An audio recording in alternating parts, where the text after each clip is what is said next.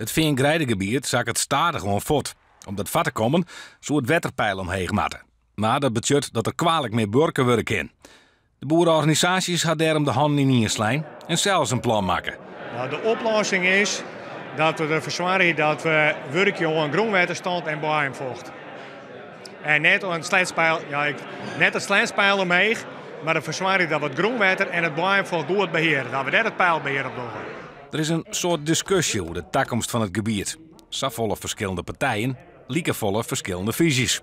Dus denken de boeren dat ze hier draagvlak voor krijgen kunnen. Ja, want ik denk dat we hier met een uniek plan van aanpak komen binnen. Want we stellen de uitgangspunten net ter discussie. Maar we zeggen van ja, als het nou echt maar de groen aan de slag is, dan hast de boeren nodig. En wie bieden de geerwerking aan. De boeren vinden dat er een soort nog onduidelijk is. Dat betekent dat er extra onderzoek die in worden moet. Het wetenschap moet daar een rol bij spelen. Blootsteen dat de grootste wens van de boeren maatwerk op het wetterpeil een dure oplossing is.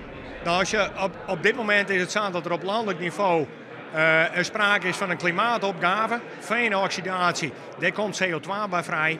En voor die klimaatopgave is een heel soort geld beschikbaar. Dat we het uitrekenen in 30 ton, 30 euro per ton CO2. En met dat geld kunnen wij heel goed dit soort systeem omlezen. De plannen staan nu op papier. Ze worden meenemen in de grote landelijke discussie over de aanpak van de verzakkings van het Veengrijdengebied.